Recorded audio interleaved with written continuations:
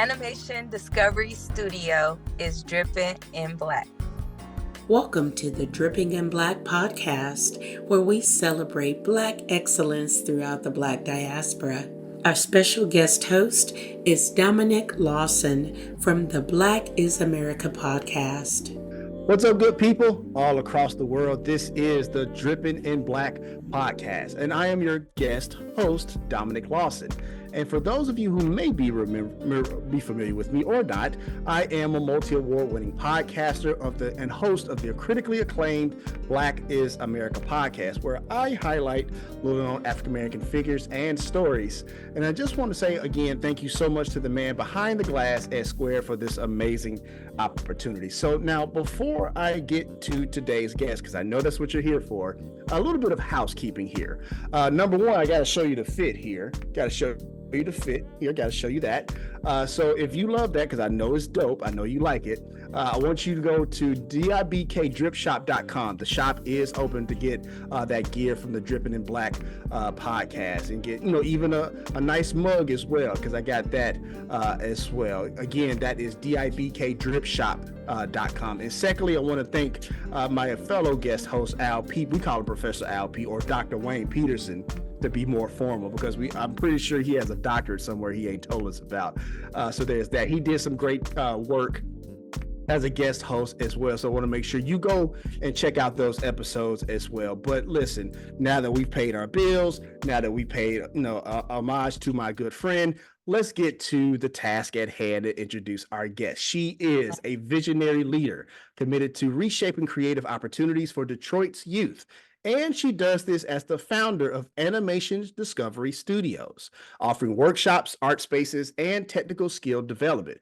She does this with the goal of creating a pipeline of future interns and employees skilled in animation. She's also the mother of 2 daughters. We're going to talk about that a little bit. She is the creative, the uber talented Briaca Duesette. Sis, what up, though? How are you? What up? I'm well. How are you? I am good. I try to throw in the what up, dog. I'm from the South, but I know that's Detroit lingo. So I tried it. Just see how it worked, right? So it worked. I hear that. I hear that. Awesome. Awesome. I love that. So listen, here on the Drip in Black podcast, we talk about a myriad of things. And so I just kind of gave our audience a little bit about what you do. But the most important question is, Briaca, who are you? Who is Briaca Duesette? Fill us in a little bit. So Briaca, which is me, she's a mother to 2 daughters, a creative, a visionary. I'm a leader, and I am. So there's this saying that goes, if you can't find a kind person in the world, be one. So I'm that one that I can't find in the world. So I love that. I love that. I love that. We definitely need more kind people in this crazy, crazy world. Now, I know we kind of caught you a little bit, coming home. I know you're in the car there. You had Black Tech Saturdays today there in Detroit. Just kind of tell us a little bit, for those of us who were not there, what was that experience like? What's the event about? Just kind of walk us through that a little bit. Okay, so Black Tech Saturdays is one of the biggest networking events in Detroit for tech communities. So today we were celebrating women founders. So of course I had to be there as a founder. Of course. And they had tons of different workshops for different things. The city of Detroit was there. We had some beauty and tech people there. Just a lot of big things going on at Black Tech Saturdays. So like if you guys ever get a chance, please come out, check us out. Black Tech Saturdays in Detroit at New Absolutely. Lab. Absolutely. Let me ask you about this. So it's a big networking event, and stuff like that. And obviously they would highlight women founders. It is, International Women's History Month. So I want to make sure here at Dripping in Black that we acknowledge that as well. So for you, Briaca, and what you do at Animation Discovery Studios, and you go into a networking event like this, what's the game plan like? I know you're trying to, see who's schmooze with a little people, kind of find some connections. What's the game plan for you when you go into a Black Tech Saturdays there in Detroit? So the game plan for me is to see who's who in the building. So basically find out who's the investors, who are the people in these that, are leaders in the school districts or youth organizations, find out who those people are, who the decision makers are in those types of areas, so that I could connect with them and establish partnerships or collaborations. So that's always a game plan whenever I go anywhere. Unfortunately, my birthdays, your birthday, I'll be there networking. So that's just wherever I go, I got a game plan. Gotcha. That makes sense. And because if I'm not mistaken, you at Animation Discovery Studios, you focus on young people between 7 and 18. So trying to see who those decision makers are and those check writers. Let's be real. Here. Those check writers are in the building and get them to see your face, see your work, and this, that, and the other. So I definitely appreciate that. And speaking of young people, who was Briaca as a kid? Were you always into art and crafts and doodling? And just kind of walk me back through, like, kindergarten and middle school and stuff like that. So as a kid, I would say I was more interested in animals. So like I Okay. was supposed to be a veterinarian. So growing up, I actually did pursue pre-med at Wayne State, and I was a medical assistant for a pretty nice chunk of my life. And I attended the Apple Developer Academy, and COVID kind of changed my whole game plan and thinking. And I was like, I got to get in tech. So I got into the Apple Developer Academy, and they only were accepting 100 people. So out of thousands of applications, so my application got accepted. So from there, I kind of, Congratulations. thank you. From there, I kind of connected with people who were already doing like gaming or animation. And it kind of like, you know, piqued my interest. So I started teaching myself animation. And then I saw what they make. They make $300,000 a year. And I was like, oh my God, why didn't I know about this sooner?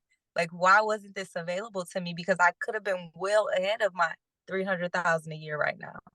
So like finding out that this was out here and not easily accessible to me as a child, I was like, I want to make this easily accessible for another child, because we need to have that leg up. We need to be advanced. Like we need this. Right. And 300,000. Come oh no, on. that's not chump change. That's Like not chump change, especially when you talk about inflation and all the things and housing prices being, astronomically high and all the things. No, that makes sense. So it definitely makes sense that you want to make sure you give people that leg up, if you will, these children, if you will. And correct me if I'm wrong. I think you said that this happened during the pandemic, right? yeah, well, so my I changed my career after the pandemic. So After like the pandemic. Okay. I worked in healthcare the whole entire COVID. So I was Got it. on the front lines the whole time. And we got mistreated financially. Hmm. So I just kind of backed out of the situation because I'm like, this isn't fair. We're working hard and they're just 10 to 10, no exceptions. If you get a patient at 9:59, you have to see your patient at 9:59. It was just crazy. And I was like, I can't do this. This is too much. Right. And the reason I asked that is because we saw a lot of people, especially people in our community, Bree, that, were kind of changing careers, during the pandemic, to the tail end of the pandemic. It's almost like as if that particular stage in time was a time for us to kind of stop and reflect. Like, what do I really want to do with my life? What am I passionate about? Which I know are all cliches, but cliches are cliches because they're oftentimes true. Right. And so it seems like there was something, a little bit of that for you as well. Yes, that sounds like that. You hit it on the nail. That's exactly what happened. Gotcha. So, I mean, so you see people in these animation spaces, because I mean, I know I grew up, watching cartoons and stuff like that, and now you see all different types of, like, animations on Instagram Reels and TikTok and TV and stuff like that. So, let me ask you this: what is it specifically about animation that draws your attention, that draws your interest, that just really gets you going in what you do in life? So it gives me the opportunity to tell my story differently, Okay. to create these characters and this scenery and this ambiance, like to bring people in to actually show you what I'm thinking. like to put colors into it and characters and words and sounds. Like that's what it's just so exciting. And then to watch it when I have workshops and I watch the kids do it, that's the same exact thing that draws them to it. They're like, wow, I can really tell you what's in my head, like by creating this image or pictures and these characters. So it's it's amazing because sometimes when you talk to people you're like, oh, they don't understand me, they don't know what I'm saying, I'm trying to explain it the best way I can, and sometimes people don't explain it, they don't understand it when you talk to them clearly, they understand it where you act it out. And that's why people sit down and watch TV, because they love to be entertained. So cartoons, the same entertainment form. So It's interesting because, as a storyteller, I have some of those same issues where, like, if I'm trying to tell the story, verbally, like, it's not really clear, it's not really concise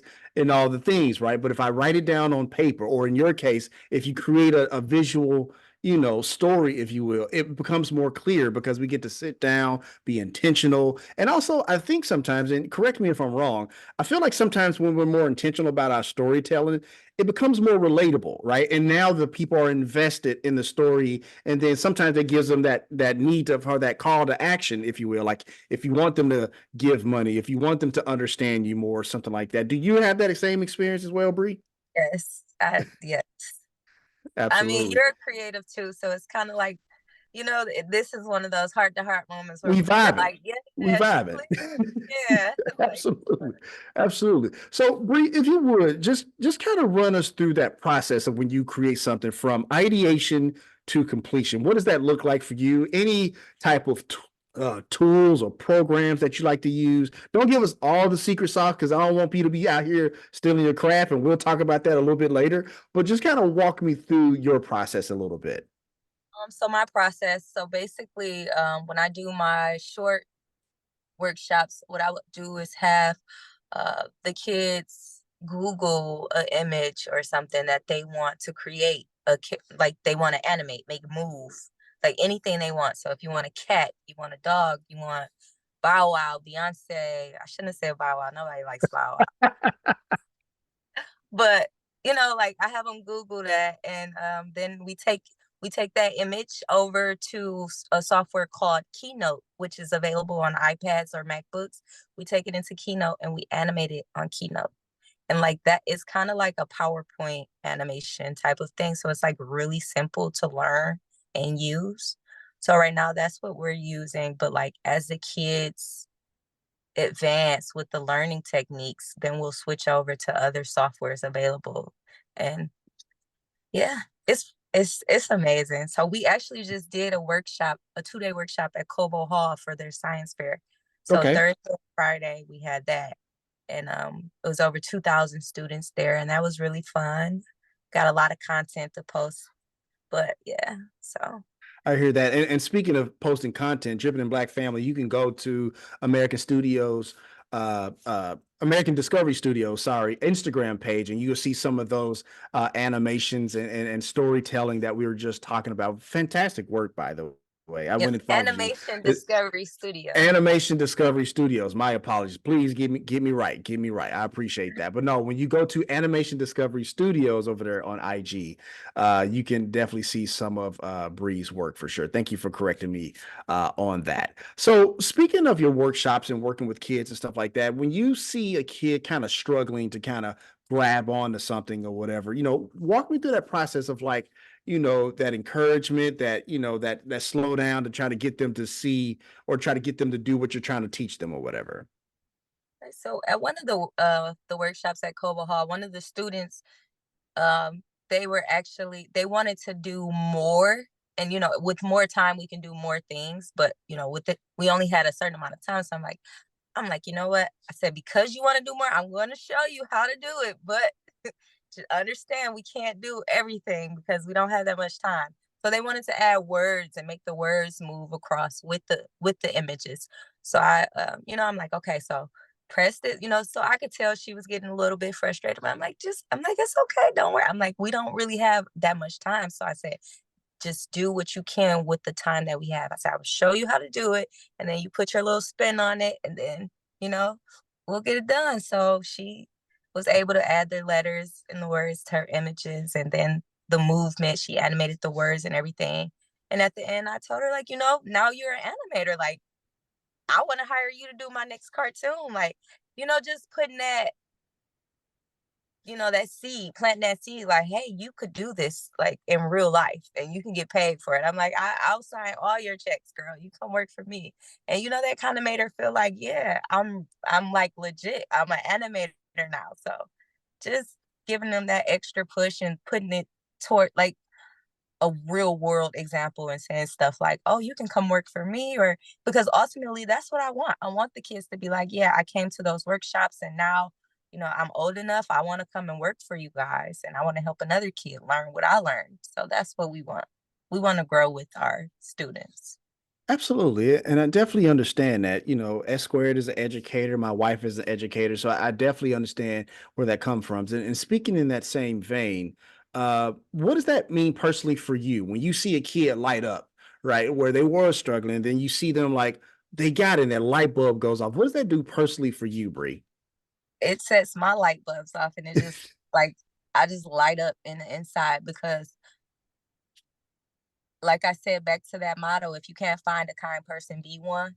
It's like the same thing. Like I can't save the world, but if I could save one, then I feel like I saved the world because that one is going to touch another one, and that one's going to touch another one, and it's just going to be a domino effect.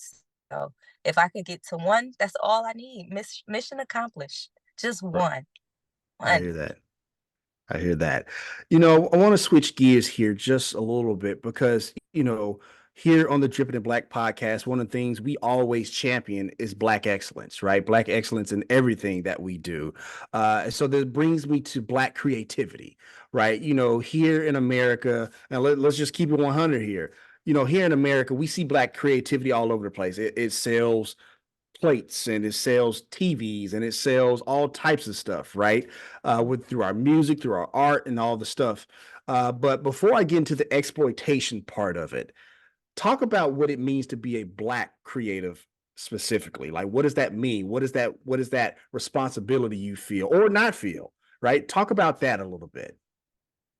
Well, because technically, well, honestly, I'm the first Black person to ever do an animation studio like this, to do what I'm doing in Detroit. Nobody's ever done this before, like Okay. ever. So I'm the first person to ever do something like this. And what that means to me is that I have to, lead the way or light the way for the ones to come after me with the same concept, something similar, my competitors. Like I'm leading the way, I'm lighting the way for them to come and do the same thing. So of course, I don't want to be the only one doing what I do. I want others to pick up and say, "Hey, I want to do this too," and open up one. Oh, we want to open up one too. Like, yeah, come on. Like, it's more the merrier. That's I how hear I feel that. about it. I'm lighting the way for those that want to come behind me and do the same thing or something similar. Absolutely. And how important in that same vein, how important for you is it to collaborate? Because let's be honest, oftentimes, not just in our community, let's be honest, but also in other communities, right? Where people like, oh, I don't want to collaborate with this person because they might get more, or I don't want to show this person this because they might do better than me. Just kind of speak to that a little bit. Yeah, so I've never been one of those people. I Of would say course, that. because you're the kind person in the world, right? Yeah. So like, because I feel like, because the coming from a tech space, a lot of people were kind of like, "Oh, we don't want to tell you our idea because we don't want somebody to steal it." And I'm like, "Look, it's your idea. So even if somebody does steal it and do something similar with it, it was your idea first. So you can create something even better, even bigger. Like you got the recipe, but it don't have to. It's not gonna taste the same, not all the time. So it's like I'm okay with collaborating. I feel like collaboration needs to happen at the bottom because like none of us are at the top where we need to be. Nobody's Beyonce or Jay-Z because they're them. So collaboration needs to happen. It's a requirement for me. I need collabs. Like I want collabs. Like this is important to me. Collaboration. Like I'm Right. not one of those people that's like, oh no, I'm not. No, mm-mm. No, yes, let's collab. Let's do this. Let's get to it. I'm gonna promote you. You're gonna promote me, and we just gonna just keep going flip flop back and forth, because at some point one of us is gonna win and we can take the next one. We can take carry the other person on our back and we can all go. It's enough space, it's enough room, it's enough money, it's no shortage. Like, come on now. With Biden and them bringing in all these trillions and dollars for the wars and the immigrants, like there's money out here for everybody. Like there's Right. no shortage. So Right. No, collaboration needs to happen. no, absolutely. I definitely agree with you. I wish more and more people would, be open to collaboration, right? And not be so focused on, well, what if they get more than me and all the other stuff? Because we can do more together than just by ourselves, right? Again, there's another one of those cliches. But we definitely can do more together than by ourselves. So I appreciate you sharing that. But in that same vein, and I want to talk about the exploitation part, because again, we talked about how America uses Black culture, Black art to sell all types of things in the free market space. I think it was Chris Rock that said that anytime Black America deems something cool, everybody else will say, okay, now it's cool, right? Because we set the standard. We set what is cool, and not just here in the States, but around the world, right? Mhm. But let me ask you this though, like how frustrating for you sometimes when you see a Black creative and they create something and then somebody um kind of basically appropriates it, right? Or somebody, we see many examples of Black creatives doing TikTok dances, and then some other culture TikTok dancer does the same thing, and now it goes, whatever, goes viral and all these things, right? Like, talk about that frustration of that exploitation as a Black creative. So when it comes to like other people and what they're doing, me personally, like I try not to be so involved or concerned, as Okay. long as it's not really like directly harm causing harm to me or my family. Like it's just kind of one of those things, like, okay, you liked it, because me, come I of course, I've worked plenty of jobs, done a million things. So, as at one point, I was a beauty influencer, and I noticed people, like if I change my hair, somebody else would change their hair to the same thing. But like, I'm not necessarily like, oh, you just copied off of me. You just want to wear my style. I'm just kind of like, okay, that's fine. That's cute on you. Like, cute. Who rocked it the best? Like, I don't like when it comes to stuff like that, I'm just like, I'm more hands off with that because I don't even do politics. So it's like one of I those got you. things. Like, I'm not going back and forth about that. It's not directly harming me or my family. So I'm like, whatever, it's another cliche, whatever rocks your boat or whatever they say. I don't know. That probably sound old, make me sound old. I'm sorry. But whatever rocks your boat. Is that who said that? Yeah, somebody said it, and we definitely all Okay. use it. So for I know sure. I heard it. Oh, for sure. For sure. For sure. No, I just wanted to ask that question because and I imagine this is not a conversation you would have with one of, some of the many kids that you help and teach and stuff like that. But I just know that sometimes that can be frustrating, right? Yeah. Especially if it's like this thing you've honed your craft, right? Mhm. And you've been doing it for years and years and years, and all of a sudden somebody just comes by and just like, yeah, we're gonna just commodify that and appropriate that and take that for our Mhm. own and stuff like that, as if they created it, right? And so it's been happening for us, for people who look like us for years. So I just wanted to kind of Yeah. get your take on that. Yeah. Yeah, and then like I just kind of feel like, if something like that was to ever happen to me, I wouldn't be bitter about it. I would just work harder to get my stuff up to, par to where it's like, okay, I was the originator of this. So I gotta be the one to say, how how can I fine tune it and make it better? Because regardless, as the originator, you're the one who can come up with an even better idea. Because Steve Jobs is gone, and look at Apple.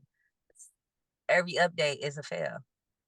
That's an excellent no that's an excellent segue, because I think as creatives we're always thinking about like our art as a legacy piece, right? Something that would last, well after we're gone and stuff like that. Do you think about that often at all, Yes. Bree? And if so, All what day. comes to mind when you think about that? Yeah.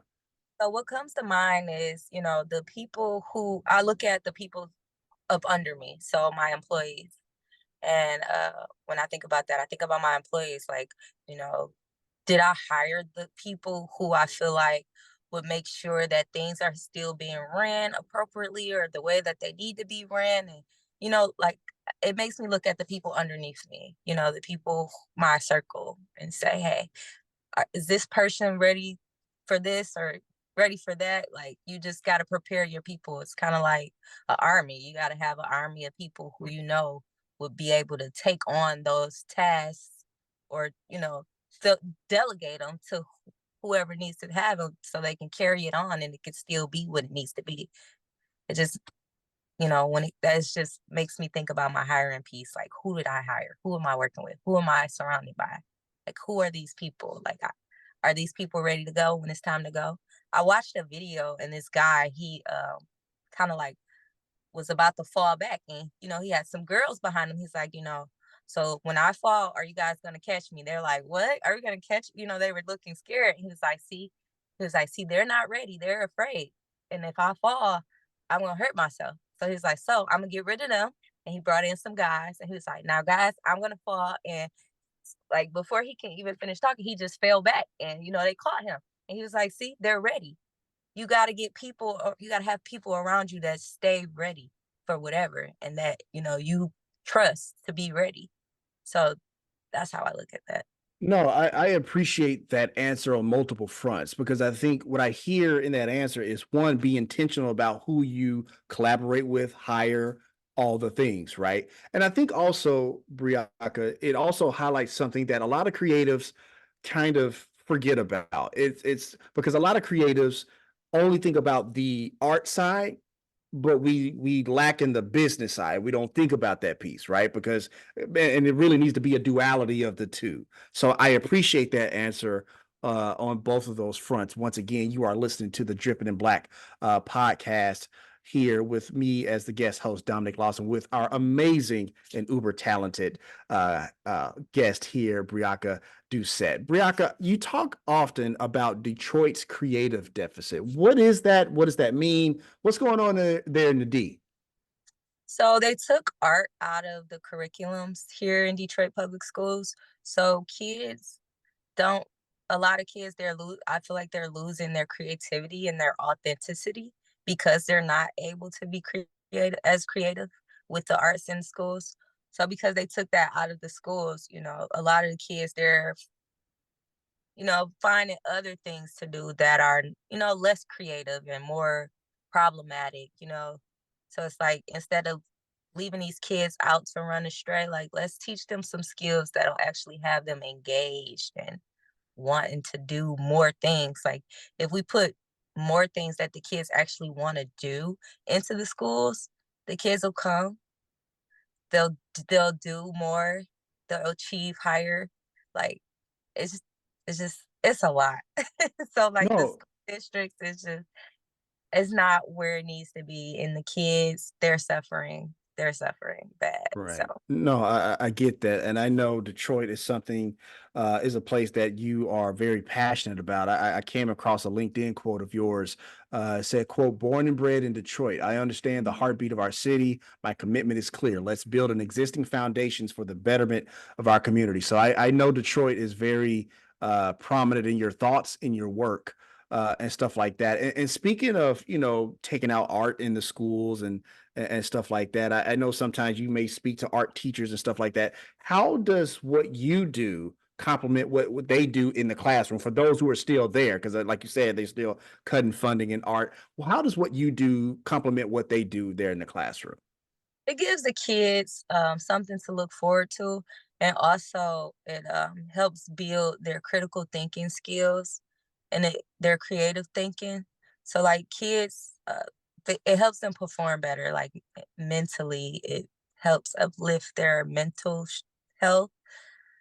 Like, it just adds a lot of value to what they're already teaching them in school, because the kids, it enhances the way that they think about what they're doing. So yeah. I love that piece because I think when people cut out the arts, right? they don't think about that aspect of the mental health aspect, right? Or the critical thinking aspect, if you will. So I definitely appreciate that because I feel like every day, and me and S Square were just having a conversation about this. I feel like we're losing critical thinkers every day, right? And with art, whether it be writing or creating animations or writing short stories or anything like that, I think that's the piece that legislators and stuff, they miss that part. They miss that Mhm. part. Like, oh, it's just art. What do we do? Blah, blah, blah. Let's get rid of it, right? But That's we'll fund the football team oh and, yeah. we'll fund them sports, right? And that's not a knock on sports. It's just more so like I think those things, each of those components are very critical to creating the whole student, and not Mhm. just like math, arithmetic, science, and this and the other. I think all of that stuff is important. So I definitely appreciate what you do in the art space, and also for your beloved this city of Detroit. Thank you. No, of course, of course. So I want to ask you this before we start to kind of wrap it up here at the Dripping in Black podcast. I know in addition to animation, we're seeing AI out there, like, artificial intelligence, this, and the other. I've seen some creatives say, no, no, if it's got AI in it, get rid of it, this, and the other. And I've seen some people like, well, you use some pieces of it here and there, not completely. I'm kind of like in between. I think you can use a little bit of mostly you, but a little bit of AI to kind of help with things and stuff like that. Where do you stand on it as an animator, as a leader in the space? Where do you stand on the use of AI in animation and stuff like that in art? I support AI. So I Okay. love AI. AI is my best friend. I'm Okay. nothing against it. I feel like it's just another tool for your toolbox. If you have tools, use them. Right. Point blank, period. That's just it. Use your Absolutely. tool. Absolutely. And do you often, when you're talking to people, kind of, caution them on using too much AI and not enough of their own brain power? Because sometimes we can tell, like, okay, that's way too much. We need a little bit more you in your art and your piece. Do you have those conversations at all with people sometimes? So I would say like my fellow students at the Apple Developer Academy. So like some of them they still attend the academy, and we still keep in touch, and we have conversations like this all the time. It's basically more of a when you're a creative and a professional in the tech field, you kind of know, that that if it's too much, like you gotta pull back somewhere because AI is a professional tools for a professional to use.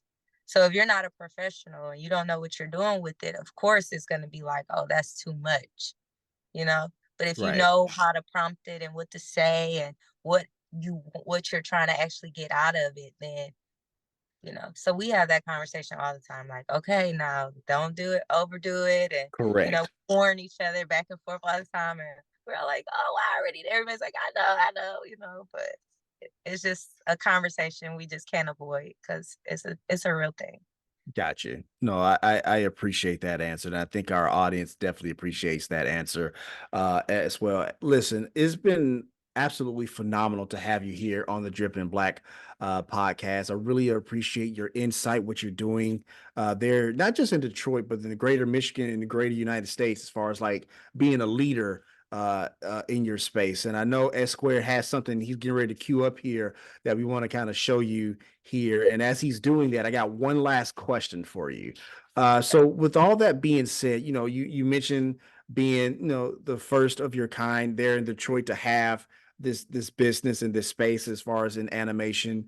And you're at Black Tech Saturdays, you're a leader in the space, and you have two daughters, right? Mhm. And we kind of talked about that a little bit earlier offline. What does it mean for you to do this with two little girls watching? What does that mean for you personally? It means that I have too many leaders coming up behind me to take over something in this world, whatever it may be. That's what that means to me. I hear They that. They coming. They coming. I ain't mad at it. We waiting for them. We're waiting for Mhm. them and we need them. And so if I were to ask one of your daughters, let's say 20, 30, 40 years down the line, and mommy's, she's a multimillionaire, she's off retired on somebody beach somewhere, right? And I say, hey, what was your mom like? What did your mom mean for, the greater art community, greater Detroit community? What would your daughters tell me if I asked them that 30, 40, 30, 20, 40 years from now? So if you ask them, what did I mean to the Like mean to the greater Detroit community as far as like in art, in leadership, in business, all those things. so they would probably say, my mom was like a a force to be reckoned with in the creative space. I love that. I love that. Ain't no wrong with that. So, like I said, as many people come on Dripping in Black, we love to kind of give like a parting gift, just a way to say thank you for coming on the show. Thank you for sharing your insight. Thank you for sharing your creativity with us. So, I think S Squared is getting ready to cue something up for you to kind of share as a nice, thank you uh, for coming on the Dripping in Black. How about that? There Thank we go. you. So we got a nice little magazine cover there for you that we're going to send there to Detroit to say thank you so much for coming on the show and everything else in between. So how do you like it? Do you like it? I How's it? like it. Thank you Awesome. so much. Awesome stuff. Awesome stuff. So at this time, Briaca, if you would just kind of share with the people, where they can find you, your website, what other events and workshops you got going up. The floor is yours to do that. So April 18th, we will be doing a workshop with Code 313 and the Detroit Pistons at the Detroit Science Center, downtown Detroit, April 18th. So if you want to come check us out, stop by. You can find us at Animation Discovery Studio on Instagram for any other events. And yeah. Awesome stuff. Awesome stuff. Briaca, it's been an absolute pleasure and an honor to have you here on the Dripping in Black podcast. And Dripping in Black family, thank you so much for listening to our conversation. Make sure you go to animationdiscoverystudio.com. See, I got it right that time. Animationdiscoverystudio.com to make sure you check out Briaca and all the amazing work that she's doing there. Also, don't forget, if you want some of this amazing drip, go to dibkdripshop.com. The shop is open for business. We got to pay some bills. We got to make sure S Squared can keep doing this thing or whatever, right? But also, speaking of S Squared, thank you so much for allowing me to be a guest host. And thank you, Dripping in Black family, for allowing me to serve in this role. Thank you for listening. Thank you for watching. Thank you for supporting. And more so, thank you for subscribing, because I know you hit that subscribe button. And until next time, be kind, be excellent on purpose. It's a choice. And always keep it black. Peace. On the next Dripping in Black podcast is lawyer turned author and writing coach, Ms. Tamika Christie.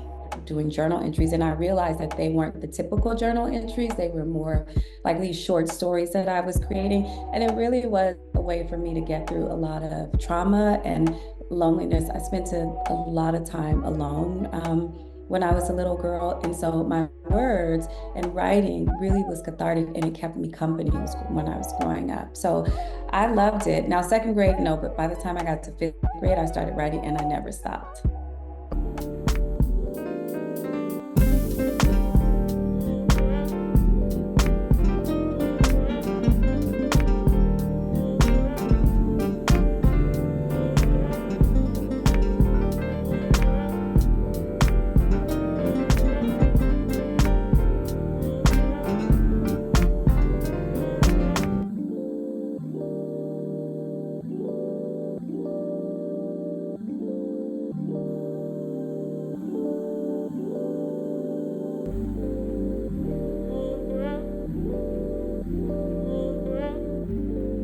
You have just experienced a Dripping in Black production.